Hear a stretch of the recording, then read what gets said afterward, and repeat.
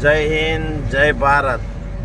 મેં જનસેવા driver party પ્રદેશ અધ્યક્ષ અશોક પટેલ. હવે આ જો નેશનલ હાઈવે ઓથોરિટી ઇન્ડિયાનો આ રોડ છે અને હાલત જુઓ. નો ડાઉટ ગાય માતા બધા ભલે જે કહેતા હોય, માતાને આવડી રોડ ઉપર મૂકી દો, એક્સિડન્ટ થશે. અને ઘણાને નહીં સારું લાગે કે આ વિડીયો, પણ આ રોડ ઉપર વાહનોના ટક્કર વાગે, વાહનનું નુકસાન થાય, પશુઓ મૃત્યુ પામે, પણ આની કોઈ જોગવાઈ નેશનલ હાઈવે ઓથોરિટી યા સરકાર ગુજરાત કંઈ કરે. આ મહુવા છે, છેક ભાવનગરથી લઈને સોમનાથ સુધીમાં ઘણી જગ્યાએ આ પશુઓ બેઠા હોય છે. પશુઓને કંઈ ખ્યાલ નથી હોતો કે અહીંયા બેસાય ના બેસાય શું છે, પણ આની કોઈ જોગવાઈ કરવી જોઈએ. હા, આ જુઓ અહીંયા. હવે અહીંયા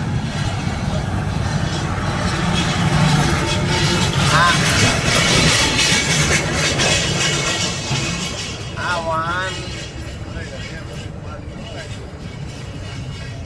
જો, અને એક તો પાઇપો બહાર કાઢીને આવ્યું છે આ વાહન, અને ટાયરમાં કશું છે ને, ધડાધડ કકડાટ એકદમ. આને જો આ ગાયોના હિસાબે, પશુઓ ના હિસાબે, ગાય તો સમજ્યા કે પશુ અને આપણે ગણીએ છીએ. જે કોઈના પશુઓ હશે કે નમ્ર અપીલ છે કે હાઈવે ઉપર ના છોડો, તમે બીજું બધું જ કરો.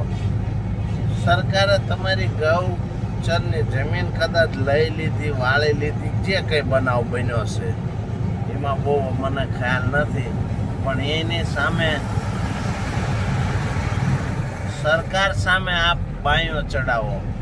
આમાં પશુઓને છૂટા મૂકી દો, એક્સિડન્ટ થાય, અપાહિત થાય.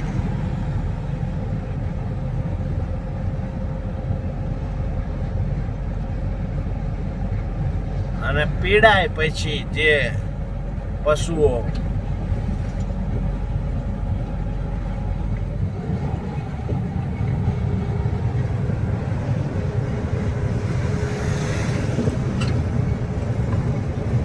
તો એ કષ્ટી ના પડે પશુઓને, એના માટે આપ સર્વોના જેના પશુઓ હોય છે કે મહેરબાની કે રોડે ના છોડો તો સારું છે.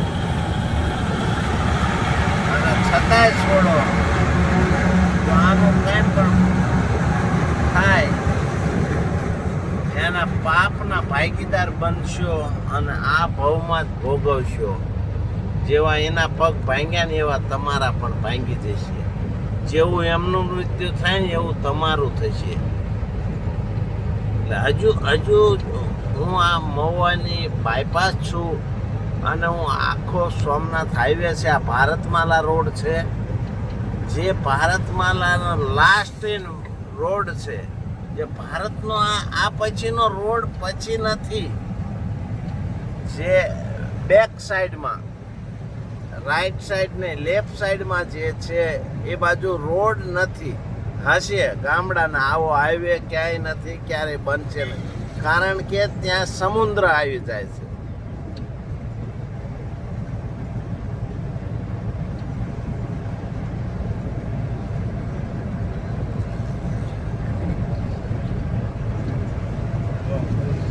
જો અહીંયા જો પુલ ઉપર એક પશુ સંભાળી નથી શકતા, તો પશુઓ રાખો છો શું કામ? આ જોઈ લો, આ ગુજરાત સરકારને હાઈવે નેશનલ ઓથોરિટી ઇન્ડિયાને માલુમ થાય કે આ વસ્તુથી જાણ હોવા છતાં અજાણ્યા રહેવું કોઈ પણ સંજોગે આ પશુઓને વ્યવસ્થા કરો, જેથી કરીને અમારા ડ્રાઈવર ભાઈઓ, જે ટ્રક ડ્રાઈવર ભાઈઓ છે, તે આ કેસ કબાડાથી દૂર રહે. કારણ કે એક્સિડન્ટલી દુર્ઘટના બને તો કેસ બનવાનો છે અને એનું પણ નુકસાન જાય, એનું પણ મૃત્યુ થાય. એવું થોડું છે પલટી ખાઈ જાય તો. ભારત દેશની અંદર હર 5મા ઇન્સાન ડ્રાઈવર છે. 22 કરોડ તો ટ્રક ડ્રાઈવરો છે, પ્લસ કાર જે ઘરે ઘરે છે અત્યારે. તે કારનું એક્સિડન્ટ થઈ જાય તો એનો પરિવાર આખો રજળી જાય, એનું મૃત્યુ થાય. તો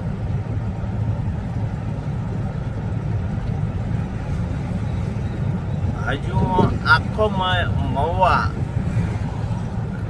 આખા મહુવાનું આ શૂટિંગ વિડીયો કરીશ અને હું મારી જનસેવા ડ્રાઈવર પાર્ટી યુટ્યુબ ચેનલ ઉપર હું મૂકીશ. સારું લાગે તો સબસ્ક્રાઈબ કરજો અને લાઈક કરજો, જેથી કરીને આપણને આવા વિડીયો જોવા મળે, જાણવા મળે. વિડીયો તો બધા આખો દિવસ ઘણા મૂકતા હોય છે, ઘણા યુટ્યુબરો છે, પણ જે હું મૂકીશ એ વસ્તુ અલગ હશે, જે રોડને આધીન છે. બીજું આડાવડા રોડ નહીં હોય. આ મહુવાનું સરકારી ક્વાર્ટરો લાગે છે. જો આ બીજું અહીંયા સીસી રોડ છે, ડામર ચોટાડી દીધો. જોયું? સાફ સફાઈ તો થઈ ગયું લાગે રોડની ધારમાં, એ તો પાકું છે. સરકાર ધારે એટલે આ એક જ દિવસમાં બંધ થઈ જાય, પણ બહુ મુશ્કેલી છે આ વસ્તુથી. જો સાફ સફાઈ બધી બાજુ છે.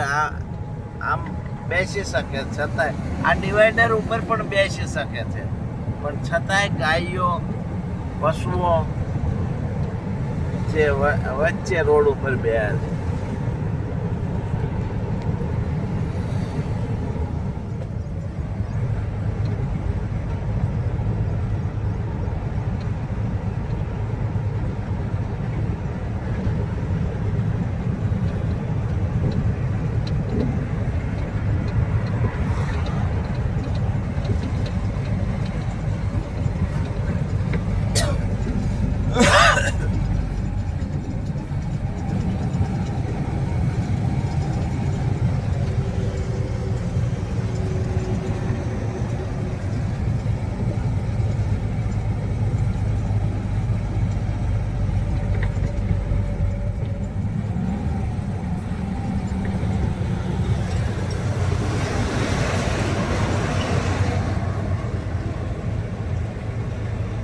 આખા ગુજરાતની અંદર સૌથી મોટું તાલુકા બનવા લાયક અત્યારે જે નવો તાલુકો રચવાનો હોય તો મહુવા બેસ્ટ છે. અને સરકારે મહુવા તાલુકો છે, મહુવા તાલુકો છે, પણ જિલ્લો બનાવવા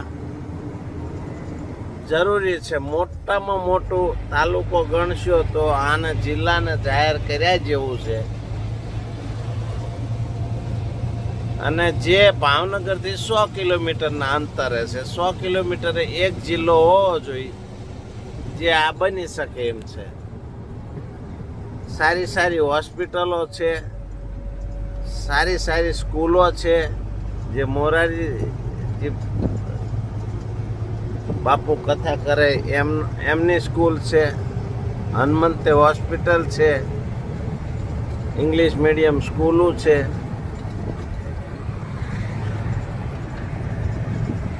મોંઘું છે તો મોંઘું તો રહેવાનું, સસ્તું આ જમાનામાં હવે કંઈ વિચારવાનું રહેશે નહીં.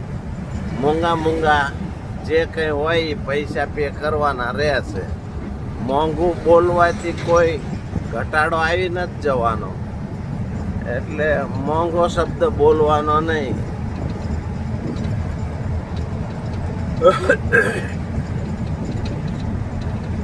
મોરારી બાપુની હું હોસ્પિટલ તમને બતાવી દઉં છું. આ મહુવા બાયપાસ છે.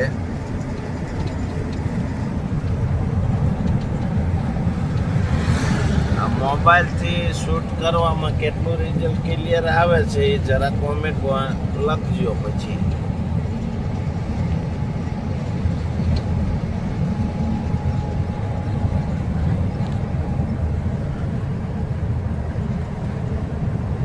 બહુ મોટું છે મહુવા.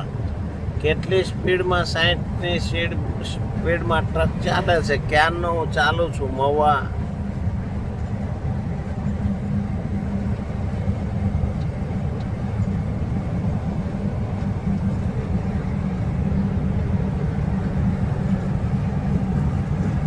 મિનિટ તો થઈ જશે. આ સ્વામિનારાયણ મંદિર છે અને અહીંયા આ હનુમંત હોસ્પિટલ છે. આ સાઈડ જો ગાયો ક્યાં બેઠી છે જોઈ લો.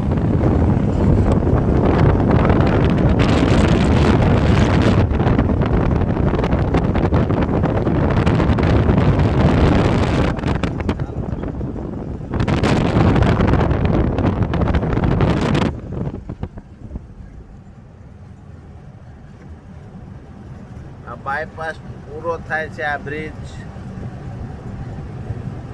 ઉતરો અને તરત જ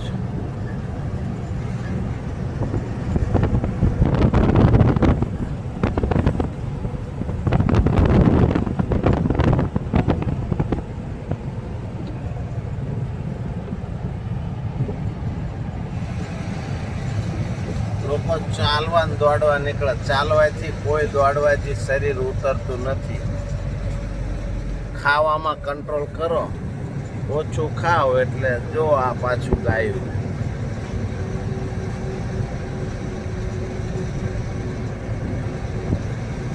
ભેંસું કેમ એકય નથી? ચાલો, એક પણ ભેંસ નથી.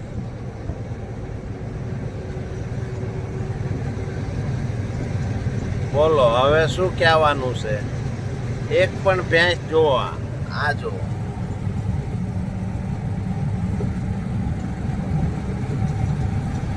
ખરેખર વિચાર્યા જેવું છે. એક પણ ભેંસ નથી જોવા મળી. જુઓ,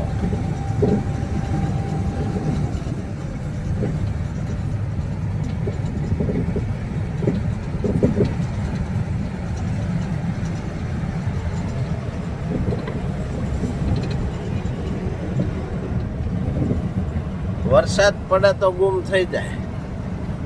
ગાયો તરત ભાગી જાય.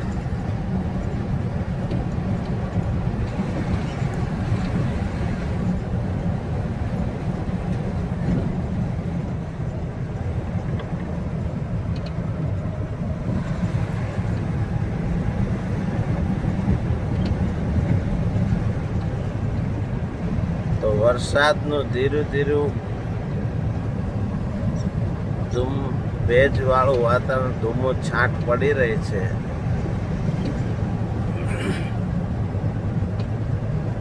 અને મહુવા પૂરું થઈ ગયું છે. અને ગાયોનું પશુઓ જે છે એનું હજુ આવશે. એ તમને હજુ બતાવી દઉં છું. એક ગામ અહીંયા દેવળી આવે, પછી તો છેક સુધી છે જ તે.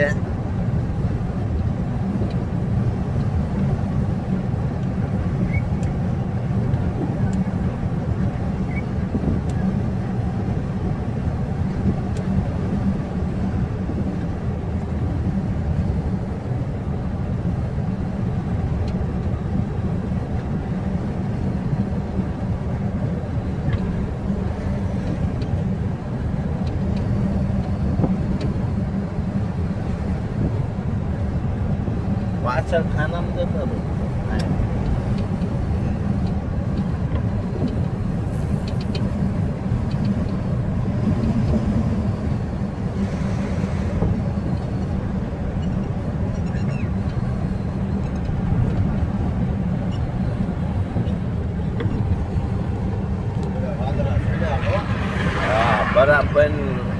વરસાદ ચડ્યો છે અને માય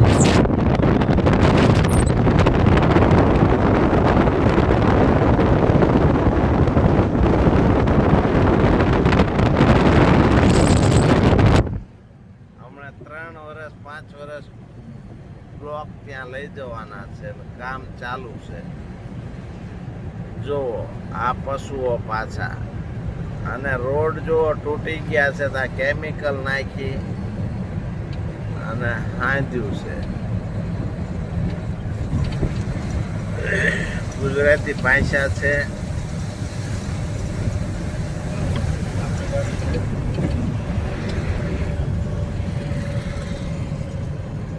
જો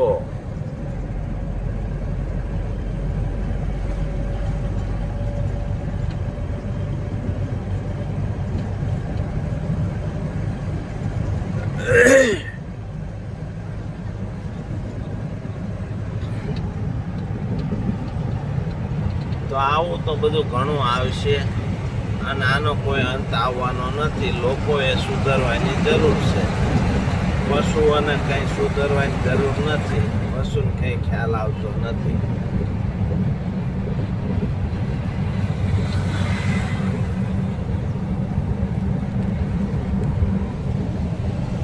બાકી જે કોઈના પશુઓ હોય, સદબુદ્ધિ આવે, ઉપરવાળા સદબુદ્ધિ આપે અને આ પશુઓને ઘરે રાખે અથવા ના પોસાય તો કોઈને આપી દે. જે પૈસા આવે એ પાયા રાખે, જે કરવું એ કરે. જય હિન્દ, જય ભારત.